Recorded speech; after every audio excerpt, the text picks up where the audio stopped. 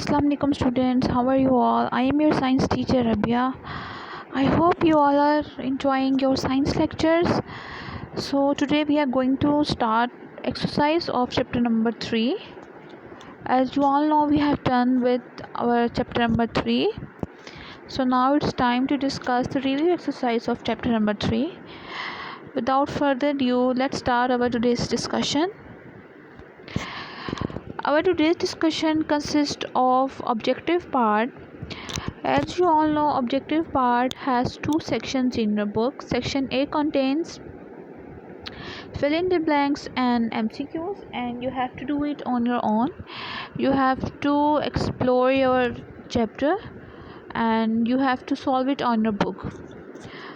Section 2 of objective part contains short question answers, which we will gonna discuss in this video, and you have to write it on your copies. So let's start our discussion of short answers. So सबसे पहले जो first question है, differentiate between sexual and asexual reproduction. So आप लोगों ने first जब ये start किया है चैप्टर, जब आपने रिप्रोडक्शन की काइंड्स पढ़ी हैं, there are basically two kinds of reproduction, ठीक है, and you have to differentiate between asexual and sexual reproduction. As you all know, asexual reproduction involves one parent only and sexual reproduction involves both parents. So you have to write the answer in this way. First of all, you have to write this heading, asexual reproduction and sexual reproduction, and then there will be a center line, and then you have to write the definition of asexual reproduction and sexual reproduction under your heading.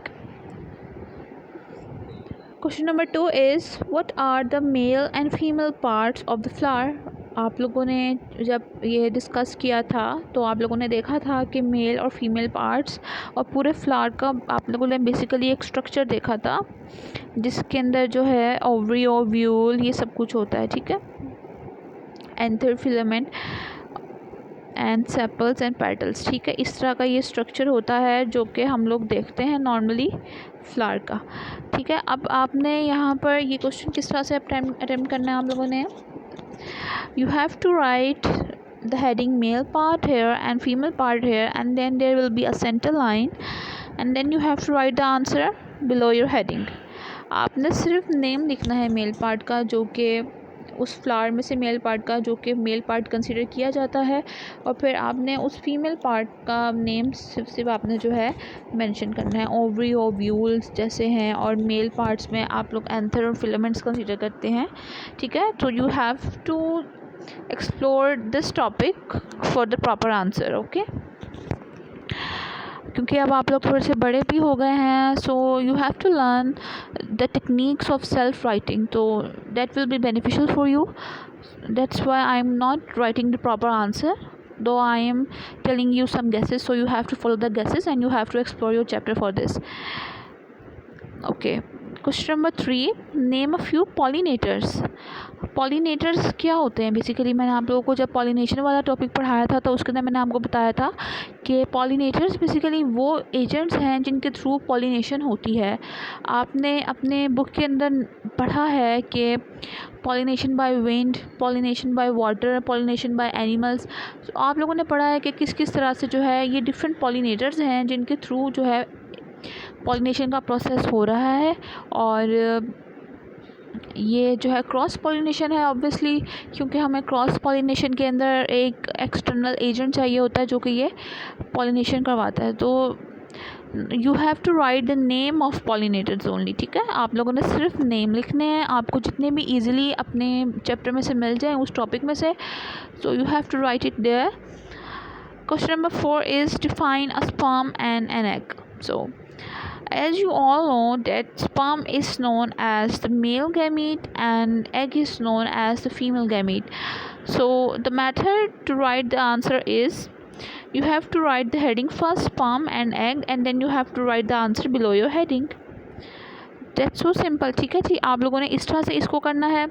आप लोगों को पता है कि जो sperm है वो हम कहते हैं कि जी ये मेल के सेक्स सेल्स हैं, वो मेल के गैमीट कहते हैं आप लोग, और जो एग है उसको आप कहते हैं ये फीमेल गैमीट है। उसके बाद जब मेल गैमीट और फीमेल गैमीट जो है कंबाइन करते हैं तो वो ज़ाइगोट बनाते हैं, और फिर जो ज़ाइगोट है वो उसके बाद क्या है, एक पूरा प्रॉपर इंडिविजुअल बन जाता है। ठीक है, that's all about question number 4। Let's move toward next question which is which part of the seed develops into first root.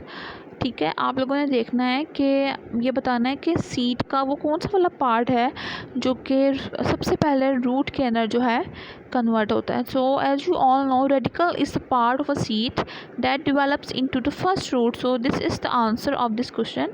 आप लोगों ने स्टडी ऑफ एम्ब्रियो की हुई है, स्ट्रक्चर ऑफ एम्ब्रियो पढ़ा हुआ है, उसके अंदर आपने रेडिकल भी पढ़ा हुआ है कि जो रेडिकल है एक सीड का ऐसा स्ट्रक्चर है जो कि सबसे पहले जो है स्प्राउट आउट होकर जो है रूट्स बना देता है। ठीक है, सो ये हो गए हैं जी आपके शॉर्ट आंसर्स। उसके बाद जो है आपने एक इस चीज़ का ये ध्यान रखना है कि आपने जितने भी ये शॉर्ट आंसर्स हैं ये आपने अपनी कॉपी पर नोट करने हैं। कॉपी पर नोट करने के बाद आप लोगों ने क्या करना है कि इसको बिल्कुल नीटली आपने जो जिस तरह से मैंने आपको बताए हैं, जिस मेथड से आपने बिल्कुल उस तरह से इसको सॉल्व करना है। इसके अलावा you have to use blue marker for headings and blue ink pen for the answer for the text.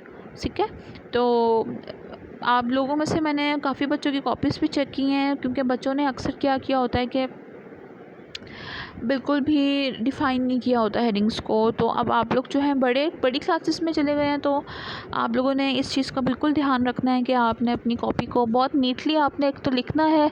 Spelling mistakes को आपने कोशिश करनी है कि आप थोड़ी सी अवॉइड करें।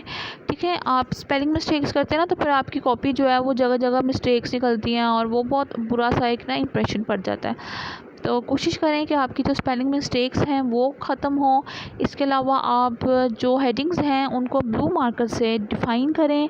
अगर सब हेडिंग्स आपने लिखनी है तो सब हेडिंग्स के लिए आप लोग कोशिश करें कि एक कोई ब्लू पॉइंटर या ब्लैक पॉइंटर यूज़ करें, और फिर जो मेन टेक्स्ट है, जो मेन आंसर है वो आप अपने ब्लू इंक पेन से लिखें। तो आपकी जो कॉपीज़ हैं वो बहुत अट्रैक्टिव बनेंगी और बहुत अच्छा आपको भी खुद भी फील होगा। ठीक है, तो ये तो हो गया आज का हम लोग का लेक्चर शॉर्ट आंसर्स पर। और इसके बाद जो आपका मैंने कहा है ऑब्जेक्टिव वाला पार्ट जो कि है सेक्शन 1 जो था ऑब्जेक्टिव का, जिसके अंदर फिल इन द ब्लैंक्स और एमसीक्यूज़ हैं, वो आपने अपनी कॉपी पर नोट नहीं करने, वो आपने बस अपनी बुक पर सॉल्व करने। ठीक है, so that's all about today's lecture. I hope बहुत ईजी है, आप लोगों को समझ आ गया होगा। सो टेक केयर, अल्लाह हाफिज़।